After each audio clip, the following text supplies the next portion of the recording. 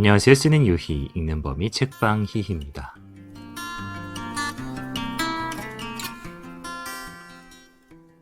왜 살아야 하는지를 아는 사람은 그 어떤 상황도 견뎌낼 수 있다. 니체의 말입니다.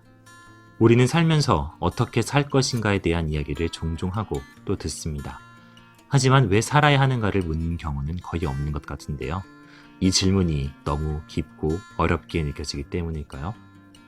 오늘은 왜 살아야 하는가를 물을 수밖에 없었던, 전쟁과 대량 학살을 눈앞에서 생생히 겪어야만 했던 한 사람의 이야기를 가져왔습니다. 책방 희희가 21번째로 준비한 책, 청아 출판사에서 출간한 빅터 프랭클의 죽음의 수용소에서입니다.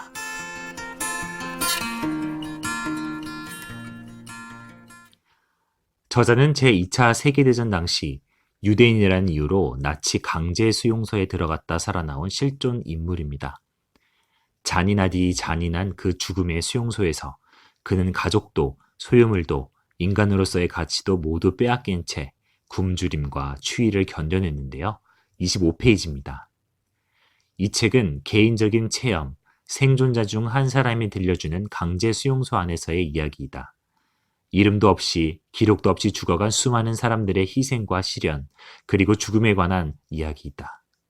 소매의 신분을 구별해주는 특별한 표시조차 달지 못한 채 카포들의 멸시를 받았던 보통 수감자들의 이야기이다. 수용소에 들어간 그가 처음 마주한 것은 친위대원의 손짓에 따라 생사가 갈리는 첫 관문을 통과하는 일이었습니다. 친위대원이 오른쪽을 가리키면 일꾼으로 살아남고 왼쪽을 가리키면 목욕탕이라 쓰여진 화장터로 가는 것이죠.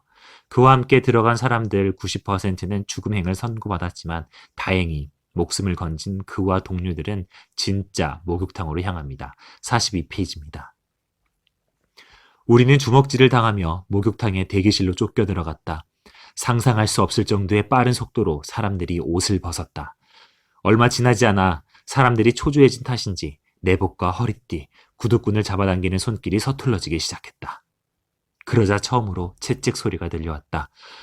우리는 머리털뿐만 아니라 몸에 난 털이란 털은 모조리 다 깎아야 했다. 서로를 거의 알아볼 수 없을 정도였다. 샤워할 차례를 기다리는 동안 우리들은 우리가 발가벗고 있다는 사실을 뼈저리게 느꼈다. 우리는 이제 발가벗은 몸뚱이 외에는 아무것도 가진 것이 없는 처지가 된 것이다. 우리가 갖고 있는 것은 글자 그대로 우리 자신의 벌거벗은 실존뿐이었다. 그동안의 삶과 현재를 연결시켜주는 물건 중 과연 내게 남은 것이 무엇이란 말인가? 그렇게 한 인간으로서의 존재 이유를 잃어버리도록 만드는 환경에서 그와 동료들은 노동과 구타의 모멸감뿐만 아니라 엉성한 천조가리와 옷과 신발, 혹독한 추위 속에 하루하루를 버텨내야 했습니다. 무엇보다 빵 한 조각과 묽은 스프가 하루 식사의 전부였던 그들은 먹는 것에 대한 원초적 욕구도 뼈저리게 경험하게 되는데요. 66페이지입니다. 심한 영양실조로 고생하고 있었기 때문에 사람들의 정신이 온통 먹고 싶다는 본능에 집중되는 것은 너무나 당연한 일이었다. 마지막 남아있던 피하 지방층이 사라지고 몸이 해골에 가죽과 넉마를 씌워놓은 것 같이 되었을 때 우리는 우리의 몸이 자기 자신을 먹어치우기 시작했다는 것을 느낄 수 있었다. 내장기관이 자체의 단백질을 소화시키고 몸에서 근육이 사라졌다. 그러자 저항력이 없어졌다. 같은 막사에 있던 사람들이 하나둘씩 죽어나갔다. 우리는 모두 다음에는 누가 죽을 것인지 그리고 자기 자신은 언제 죽을 것인지 아주 정확하게 알고 있었다. 하지만 그는 깨달았습니다. 이 모든 극단적 환경이 그들의 영혼만큼은 파괴할 수 없었음을 말이죠. 75페이지입니다. 수용소에서는 신체적으로나 지적으로는 원시적인 생활을 할 수밖에 없지만 영적인 생활을 더욱 심오하게 하는 것은 가능했다. 그들은 정신적으로 자신을 둘러싸고 있는 가혹한 현실로부터 빠져나와 내적인 풍요로움과 영적인 자유가 넘치는 세계로 도피할 수 있는 능력을 가지고 있었다. 또한 그는 자신의 아내를 생생히 생각하며 육체적 고난을 정신적 승리로 바꾸는 체험도 하게 됩니다. 78페이지입니다. 그때 나는 이 세상에 남길 것이 하나도 없는 사람이라도 사랑하는 사람을 생각하며 여전히 더 말할 나위 없는 행복을 느낄 수 있다는 것을 알게 되었다.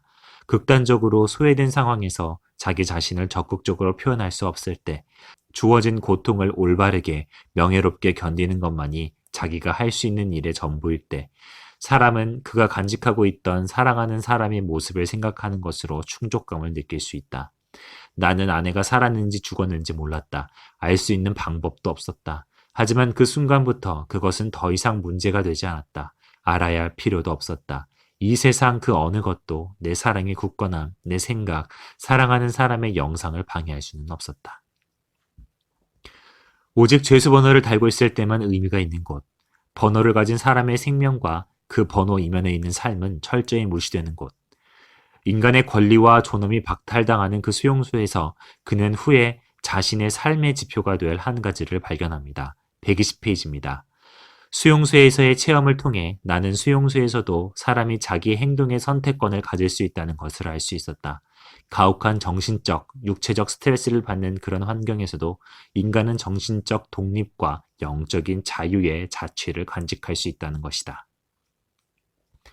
자신의 체험을 통해 인간의 자유와 책임에 주목한 훗날 그의 실존 분석 로고테라피는 프로이트 정신 분석과 아들러 개인 심리학에 이은 정신요법 제3학파로 자리를 잡게 되는데요. 오늘의 가장 인상 깊은 한 구절도 바로 그 치료의 핵심이 되는 구절입니다. 120페이지입니다. 인간에게 모든 것을 빼앗아 갈 수 있어도 단 한 가지, 마지막 남은 인간의 자유, 주어진 환경에서 자신의 태도를 결정하고 자기 자신의 길을 선택할 수 있는 자유만은 빼앗아 갈 수 없다.